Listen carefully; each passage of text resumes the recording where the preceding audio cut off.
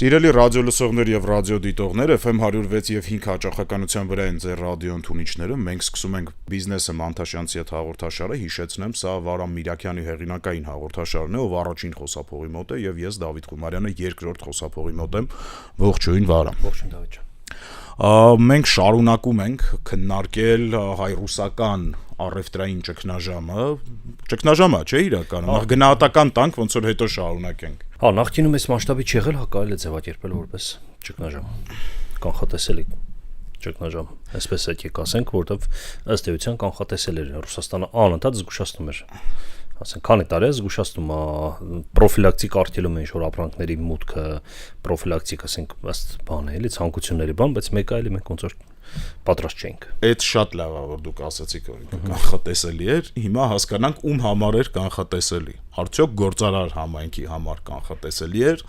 արդյոք Հայաստանի Հանրապետության կառավարության համար կանխատեսելի էր, որովհետև կանխատեսելիության իմաստը չոր հակադարձ գործողություններ կատարելն է, չէ՞, եթե կանխատեսում ես, որ sense բան պիտի լինի, պիտի փորձես շտկես ինչ-որ մի ձևի։ Չեմ կարող ասեմ ինչից է, բայց մեր մոտ միշտ ոնց որ ամեն ինչ վերջի պահին է արվում։ Նույն բանի հետ Վովա Վարդանովի հետ մի քանի օր առաջ խոսում էի, ասում է, դե մեր լավագույն բարեկամները ադրբեջանցիներ են, հենց կրակում են հայերը զանգված են գալիս են բոմա պարապելու, հա, ու պարապելու, որ գնան պատերազմ, որ չեն կրակում բոլորս, այդպես ոնց որ կասկադի սրճարանները մեկ ժամանակ անցկացնում։ Այդ չգիտեմ ոնց է, այդ մեր ֆենոմենը ամեն ինչ թողում եք վերջի պահին անելու։ Նույնն էլ էստեղ ինձ թվում է վերաբերում եւ գործարարներին եւ պետությանը։ Ես առնվազն հիշում եի, որ ասենք նույն, ասենք Վահան Քերոբյանը, երբ որ էկոնոմիկայի նախարար էր, ինքը օրինակ մի անգամ էլի դենց հերթական ճգնաժամի ժամանակ էլի ֆուրոր չէին թողում, էլի ինչ որ խնդիրներ բանում, Վահանը ասաց ժողովրդին գնացեք գտեք ուրիշ շուկաներ, Եվրոպա գտեք։ Սկսեք գտնել Եվրոպա։ Տարբերակ չկա ուրիշ, այդ 3 տարի առաջ էր մոտավորապես էլի։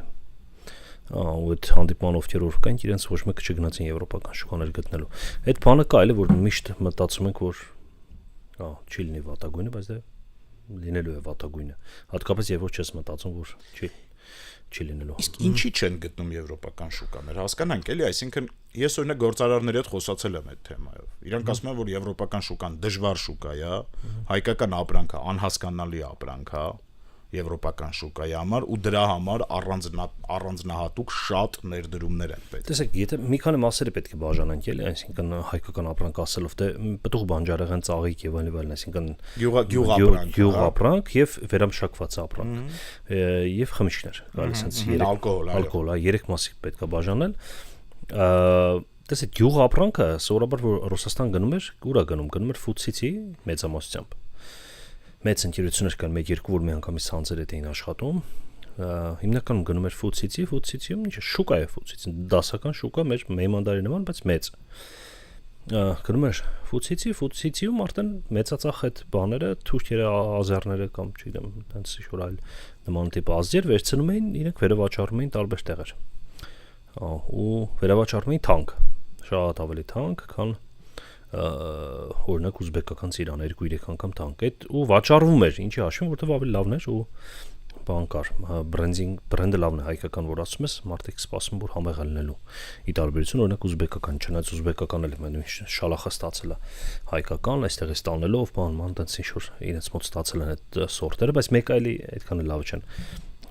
իրենք էլի գրում են շալախ ուզբեկական փակեցերի մեջ հայկական ինչ որ դաս բաներ են գրում հիմա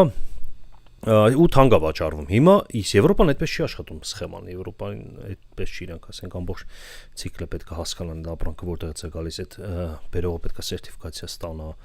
սերտիֆիկացիա ստանալուց հետո պետք է պայմաններ իրենի ցանցեր հետ եւ այլն, պարտավորություններ բան, իսկ մեր գյուղացիները որ տանում են Ֆուդսիցի ու հանձնում են մեծամասամբ։ Չէ, տանում Ֆուդսիցի, որտեղ արանքը էլի մարդիկ կա։ Հա, մարդ կա, հիմնականում ոնց ամեն գյուղից մի հոտի կա կամ գյուղից կամ մի քանի գյուղերից կամ շրջանից են տալը, չէ, Մասիսից պայմանական Պողոսը ինքը իր սեփական այգիներ ունի, ասենք, չգիտեմ 20 հեկտար, պլյուս մի քիչ ակտիվ տենց ոնց որ բան աշխուժ կողքից էլ հավաքում է, հա, ինքը հավաքում է գյուղացիներից մի տարի առաջ փողը տալիս կան խավճար կամ պայմանավորվում է նայած ում հետ ոնց, տենց հավաքում է գյուղացիներից տալում հանձնում են դեղ, որ էլի է ստույց, գյուղացի ոքի հավաքում է միշտ գյուղացիներից։ Մեծ մասը այդպես է արտանվում, այդ մեր արտանուն մեծ մասը այդպես է գյուղմթերքի,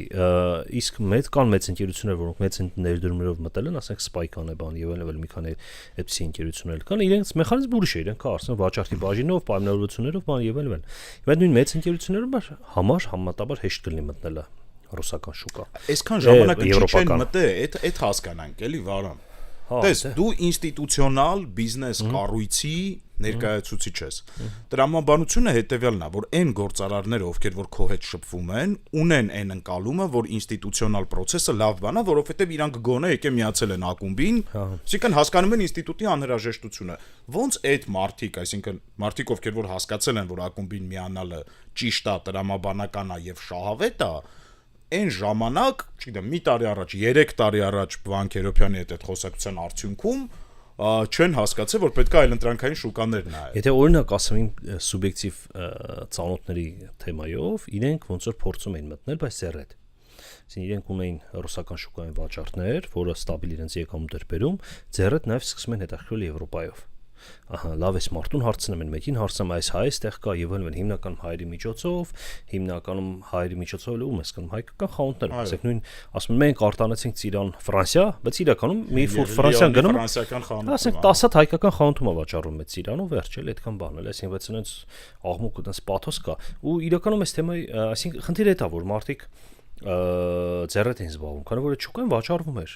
ավելի հեշտ, ավելի լուծած, այսինքն չեն ուզել ներդրում անել, ասենք առանց այդ ուղղությամբ վրա մարդ գնալ, մասնակցել էքսպոների, բան եւ այլն, դες լայնամասշտաբ մուտք չեղել։ Նորից ասում եմ իմ սուբյեկտիվ շրջապատի ոնց որ բանը ֆիդբեքն է այդ էլի։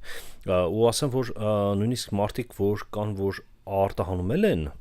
էլի այդպես ունեմ ծանոթներ, որ արտանում են, ասենք չգիտեմ, ռուսական շուկան իրենց 40%-ն է, 50%-ն է, բայց մեկը էլի որ 40%-ից ձեռքվում է, դա շատ մեծ բան է։ Որ դիվերսիֆիկացել է, հիմա մտքումս էլի հիշում եմ հյութ արտադրող բան տարբեր ընկերությունների, ովքեր որ դիվերսիֆիկացիա արել են, Միացյալ Նահանգներ են տանում, չգիտեմ, Եվրոպա, ասիական երկրներ եւ այլն, ու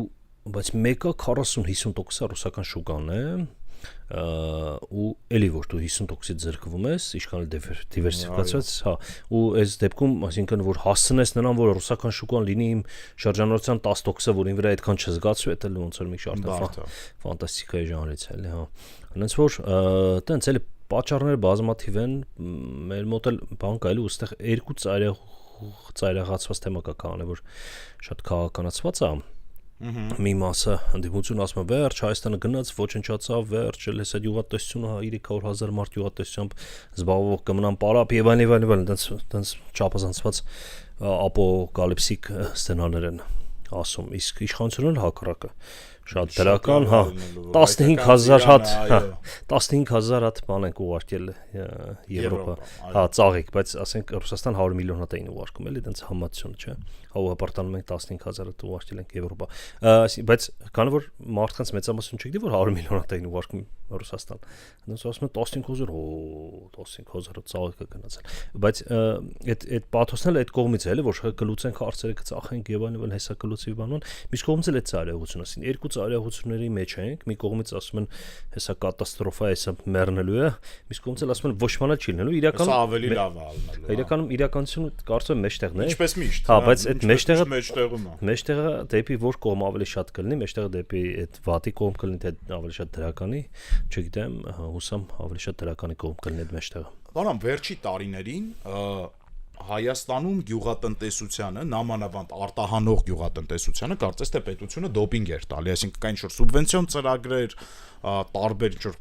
շատ խոսում էին, որ եթե դուք ցեղական հորթեր բերեք պետությունը, չգիտեմ ինչ կանի, եթե ինտենսիվ այգիներ դնեք, այսպես կլինի պետությունը կֆինանսավորի, կաջակցի, լիզինգ կլինի եւ այլն։ Այսինքն ինչ որ թեկուզ անտոկոս, բայց վարկային կամ ցածր տոկոսով վարկային միջոցներ են տրամադրվել գործարարներին արտադրական հզորությունները շատացնելու վրա։ Հիմա այդ տեղի ա ունեցել, մարդիկ հզորացրել են այդ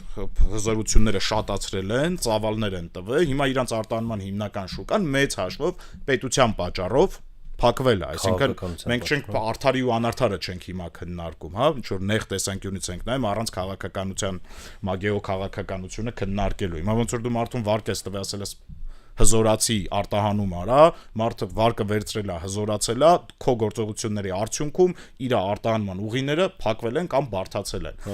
Հիմա պետությունը ոնց պիտի այդ մարդկանց հետ շփվի, ոնց պիտի այդ փողը հետ ստանա կամ չպիտի հետ ստանա կամ պիտի արտոնյալ պայմաններ տա այդ վարկերի մարման, ինչ պիտի լինի այդ։ Այդ մասին խոսակցություն չի գնացել, բայց հա կարծում եմ որ պետք է գնա, որովհետև այն ընկերությունները, որ այս դե իրականում նորից սկսվել սեզոնը, հələ տաք են բոլորը, ասենք առաջի կորուստներն են եւ այլն, էլի առաջի խմբականակներն են թափում, չգիտեմ, ծաղիկների կամ սրա եւ այլն, ու այդ բանով դեռ այնց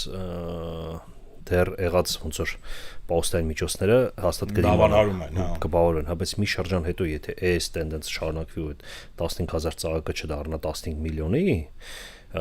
կամ 150 միլիոնի ցանկալի է, երբ որ այդ 150 միլիոնի եթե չդառնա այդ 15000 ծաղիկը, այդ ժամանակ նոր խնդիրները կառաջանան, այդ կլինի երևա առաջիկա իսկ ծումը 6 ամսվա ընթացքում մինչև տարվա վերջ մենք հասկանանք հա ու այդ ժամանակ երբ որ ու պետք է նայել ամփոփել ու եթե այն ընկերությունները ովքեր որ ճգնաժամտակից դուրս չեն եկել ու չեն գտել այդ եվրոպական շուկաները կամ այլ չինական շուկաները պետք է ապարտադիր իրենց ինչ-որ նորից սուբվենցիոն ծրագրով փրկել այդ ընկերությունները, որտեղ գյուղատնտեսական ոլորտի բազմաթիվ ընկերություններ, որոնք տասնամյակները պետք այդպիսի ընկերություն կայացնելու համար, իրենք կարող են մի տարվա մեջ դուրս սննկանալ, դուրս գալ շուկայից, այդ հա շատ մեծ կորուստ կլինի ու շատ թանկ կորուստ կլինի պետության համար, որովհետև նույն չմուծված վարկերի տեսքով, սննկացած ընկերությունների տեսքով, ազատ աշխատատեղերի տեսքով եւ այլն, դրա համար, այսինքն առաջի քայլով ոնց որ պետությունը բերքի սուբվենցիոն ծրագրեր անում, չէ, աջակցության ծրագրեր անում բերքին, բանը գնում են բերք, բան 4 միլիարդ, եթե չեմ սխալվում 4 միլիարդի աջակցություն եղավ, որը հիշենք որ արտանում 1 միլիարդ 200 միլիոն դոլար է բանում դեպի Ռուսաստան, իսկ աջակցությունը եղել է 11-12 միլիոն դոլարի մոտավորապես էլի, այսինքն պատերազմենք ով YouTube-ով է նայում, թող հետա մի հատ էլ լսի, էլի, թվերը։ Չէ, բայց այս առայժմ աջակցությունը, մի ընթացքում այս աջակցությունը բան կլինի, էլի, կարծում կմեծանա, բայց մեկ էլի ոնց որ բան չեն, էլի, իրար ոնց որ համարժեք չեն այս լուծումները։ Ես մեկը հավատում եմ, որ այս հնարավոր է, որ արագ կարանք մենք գտնել այլ շուկաներ, արագ ասելով նկատի ունեմ գոնե 1 տարի։ Հիմա նույն հասարակ պրիմիտիվ օրինակ բերեմ մեր փորձից, չէ՞, մենք բան արեցինք, որ 2 շաբաթ առաջ Լեհաստանից խումբ եղել գործարարների, որ հրավիրել ենք Հայաստան ու 2 շաբաթ առաջ էր։ Այդ ժամանակ մեկը սուպերմարկետների ցանց ուներ Լեհաստանում 2200 հայտարարեց, որ հա ես կընդունեմ հայկական ծիրան, ապրանք, հա ու այդ բանը էֆորիայի տակ մենք էլ այդ մասին մեր գործընկերներից մեկը մամուլին հայտարարեց, մենք տեսնեմ ամբողջ մամուլը այդ մասն է գրում։ Լեհաստանը ընդունում է հայկական ծիրաններ, բան, բայց ասենք այնց օդի մեջ խոսակցություն ա եղել այդ ամենը, բայց գնաց այդ պաթոսի մի անգամից գնաց, որ այսա Լեհաստանը գմստում հայկական ծիրանը։ Հա հիմա ասեմ որ մինչև հիմա դեռ չի գնացել, երեք խոսեցի, երեք ոնց որ սերտիֆիկացիան ավարտում են, դե լավ է որ մենք 2 շաբաթում կարողացանք կազմակերպենք, որ այդ ապրանքը սերտիֆիկացվի գլոբալ եփ ոնց որ սերտիֆիկացիան ստանա, այնտեղ որը որ սուպերմարկետների ցանցը պահանջում էր։ Հետո սերտիֆիկացիան ստանալուց հետո երկրորդ հարց գնայինն է, այդ աճ կանգնել, որ բարձրում է բավական ցածր գներով են ուզում։ Այդքան էլ բարձր չեն ուզում, որովհետև Մոսկվայի շուկայի նման չէ, որ ասեն հայկական շուկա ու հայկական ծիրան ու կարող են 2 անգամ թանկ վաճառեն կամ 3 անգամ։ Այնտեղ ոնց որ ասում ես հայկական ծիրան, ասում ես դա իրան ոչինչ չի ասում։ Որն է Հայաստանը որն է 1, իսկ Հայաստանի շկապունի ծիրանը է 2, էլի, ասենք ոնց որ այդ 2 հարցն է առաջանում։ Ու հետեւաբար այտենց հիմա այս գնայինը իրական ուզում է եթերից առաջ մեզ զանգի ճիշտ այդ գնային հարցը լուծվեց թե չէ, որովհետև այտենց ֆիդբեք լսեցի, որ հատեղել մենք խնդիր ունենք գնային հարցում էլ ու բայց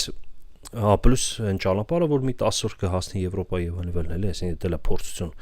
մեր ծիրանների համար, բայց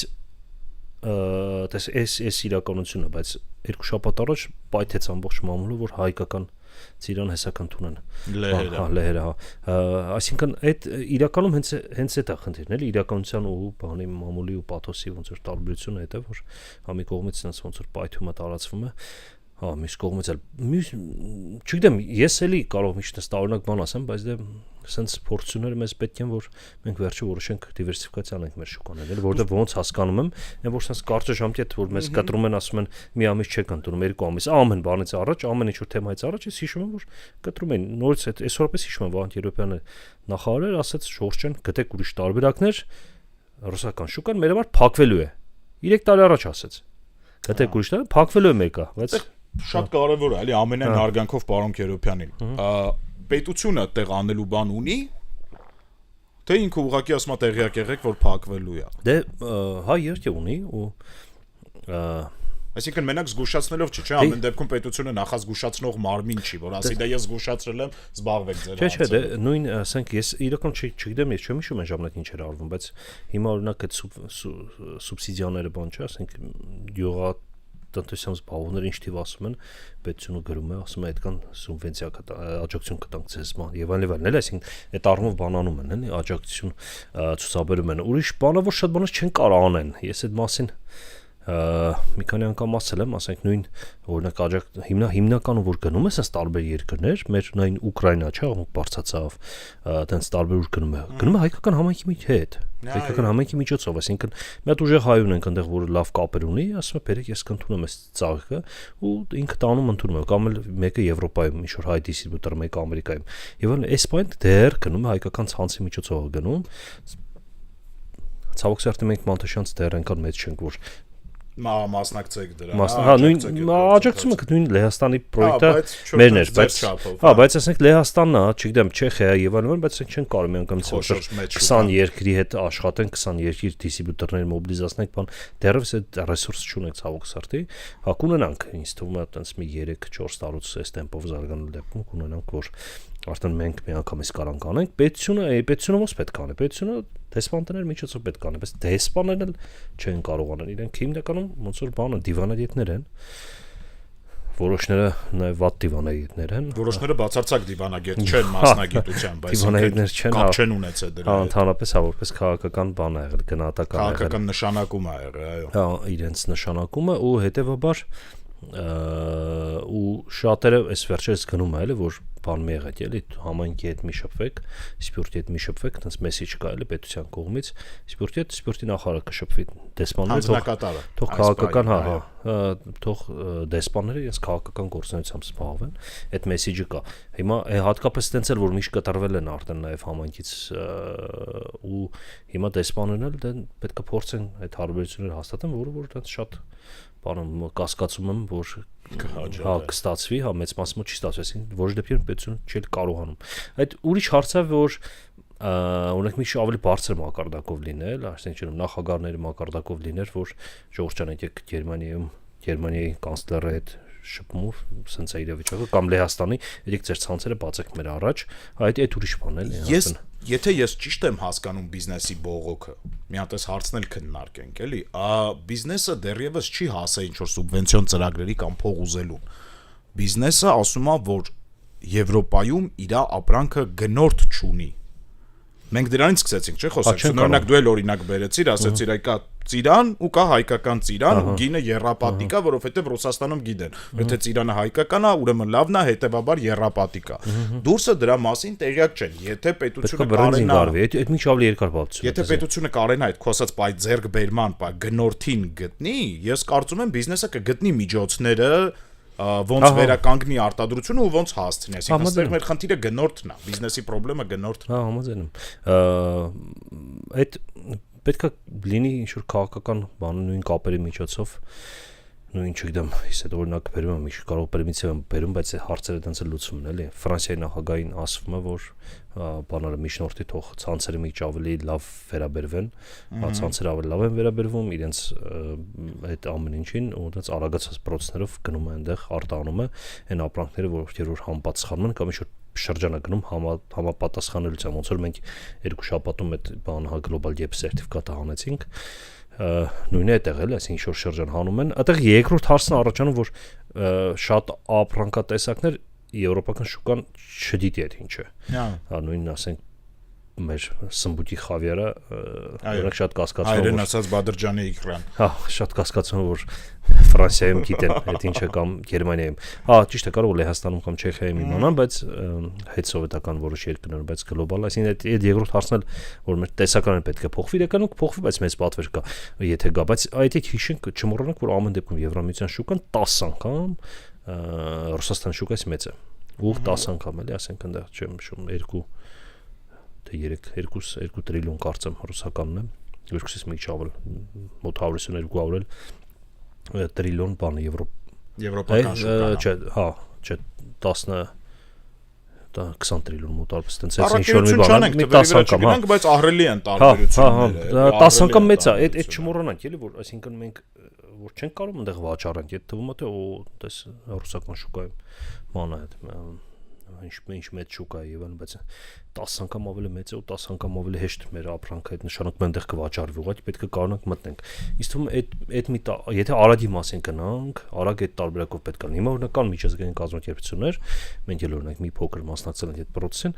որոնք որ կազմակերպել են Եվրոպայից դիստրիբյուտորներ, ցանցերի տնօրեններ, տերեր, բան պետք է գան Հայաստան։ Ամենամոտ ժամկետը որ եղել է, որ իրենք կարողացել են գան, դա հոկտեմբերն է։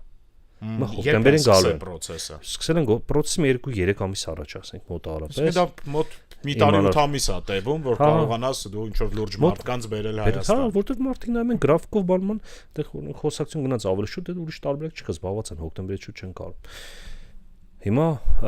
հա կարոս դու 2 հոգու համոզես բերես եւ այլն, դու պատերեցեք հոկտեմբերին իրենք եկան Հայաստան, գնացին ընկերություններով պատտվեցին, ծանոթացան ինչ-որ ընկերությունների ապրանքների հետ, հետո գնացին, հետո շարունակում ընդեղից բանակցել եւ այլն, բանակցեցին, մի հատ էլ մերոն գնացին այնտեղ հանդիպեցին, հետո ապրանք տեսան, հավանեցին, ասացին շիշը փոխեցին, սերտիֆիկատ ստացան սերտիֆիկատ եւ այլն, գնաց մի տարի էլ, հա, մինչեւ հաջորդ հոկտեմբերը,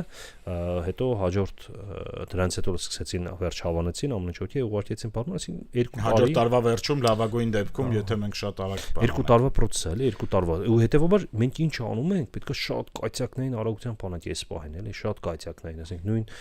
չգիտեմ, մեր վարչապետը զանգում է Մակրոնին, ասում է կազմակերպի, շատ պրիմիտիվ եմ ասում, բայց այդպես է կարծում հարցերը լուծվելու, որ արագ պետք է կազմակերպենք, որ հայկական ապրանք մտնի ֆրանսիական ցանցեր, այնտեղ էլ իրենց կապերով այդ հարցը ինչ որ ձև լուծումը, որ գոնե մի քանի ամսվա մեջ, գոնե ասենք մի 6 ամսվա մեջ կարողանանք այդ ապրանքը հասցնենք այնտեղ։ Մենք 20-րդ րոպեն անցել ենք արդեն մեր հաղորդման, առաջարկում եմ փորձենք անշնորհակալ գործով զբաղվենք, կանխատեսենք լավագույն եւ վատագույն սցենարները իրավիճակի զարգացման մեր տեսանկյունից, հայ գործարարի տեսանկյունից, որը կլինի լավագույն սցենարը եւ որը կլինի վատագույն սցենարը։ Ինձ թվում է լավագույն սցենարը այն կլինի, որ մոտավորապես 1-ից 2 տարվա մեջ 1-ից 2-ը բնային հավանականությամբ այդ 1 միլիարդ 200 միլիոնի արտանումը գյուղմթերքի հայկական ապրանքների մենք կտեղափոխենք ուրիշ շուկաներ։ Նորից եմ ասում պետք է երկու մասի բաժանենք իրականում մենք անդադ խոսում ենք Եվրամիության մասին, բայց օրինակ խմիչքների համար Չինաստանը լավ։ Այսինքն ազատ առևտրի պայմանագիր է պետք Չինաստանի հետ, որ առանց մաքսատուրք մեր խմիչքները գնան այնտեղ գինին ու վրացիները ունեն լավ էլ օգտագործում։ Եվրամիությանը էլ ասում են էլի որ վրացական գինու մեծ մասն էլ Ռուսաստան գնում եկա։ Հա, դա ինչքան 300 միլիոն դոլարի չեմ սխալվում։ Բանը ամեն դեպքում պայմանագիր Եվրամիության հետ ազատ առևտրի, պայմանագիր Չինաստանի հետ առայժմ այդ երկուսը լինի մեզ հերիք է, ամենքն Միացյալ Նահանգների եթե ինչ-որ բան ստացվի, ավելի լավ։ Ահա, այդ 3 պայմանագիրը կնքեցինք, որոշ ամեն երկրի իր ապրանքների գծով չես կարող դու ընդհանուր կնքես։ Ամեն ինչ տա։ Հա, չես կարող այդ կլինի ԵԱՏՄ-ի նման էլի, որ ամեն ինչ առանց մաքսատուրք, այդպես չի ստացվելու։ Հա, այդ կնքվեց, դրանից հետո կնքելուց հետո մեր արտահանումը գնաց նորից, այսինքն կնքվելը մոտարպես մի տարի, արտահանումը վերականգնելը տես նույն Մակրոնի զանգելով բան։ Հա, բոլոր ամենալավագույն սցենարները արագներով էլի, հա, 1-ից 2 տարի ու տես 2 տարվա մեջ մենք այդ 1.2 միլիարդը ուղղորդեցինք այլ շուկաներ։ 1-ից 2 այդ շատ լավագույն սցենար եմ ասում, երբ որ պետական այրերը տենց օպերատիվ աշխատեցին, մեր գործարներն օպերատիվ աշխատեցին եւ այլն, ուստեղ իրականում առանց պետության չի կարող, էլի, ասենք ազատ առևտրի պայմանագիր չեն կարող բիզնեսները կնքել։ Հա, այդ լավ սցենարն է, վատ սցենարն է, որ մենք այդ ամեն ինչին կհասնենք, ասենք, չգիտեմ, 6 տարի հետո, 5 տարի հետո, 7 տարի հետո, այդ ընթացքում կմնա թե չի։ Հա, ընկերությունները կսնանկանան, քանի որ չեն կարող իրենց լիզինգը թե 200% լիզինգը մեկը չեն կարող իրենց պարտավորությունները կատարեն, 300,000 մարդ է գյուղատնտեսության ոլորտում մեր մոտ զբաղված։ Այդ 300,000 մարդկանց վիճակը կծանրանա, իրենք էլ աշխատանք չեն ունենա, չգիտեմ, դաշտերում պտուղ բանջարեղեն են հավաքում կամ ինչ են անում եւ այլն, այդ աշխատանքը չեն ունենա, իրենց ոնց որ բանը կբարտան, կենսամակարդակ կընկնի, որ ընդհանուր կազդի տնտեսության վրա զարգացման եւ այլն, այդպես այդ բացական լիքը հետևանքներով Այդ էլ ոնց որ վատ սցենար է։ Ու այդ ամեն ինչը վերականգնելու համար այդ ընկերությունները, որ յուղատնտեսությամբ աշխատում, ոլորտում աշխատում են եւ այլն, որ այդ ամեն ինչը վերականգնելու համար արդեն 15 տարիներ է պետք լինելու մեզ, որովհետեւ մի տարում կամ 2 տարում դու այդպես յուղատնտեսական բաներ չես ստանում, ճանապարհներ չես ստանում։ Տենց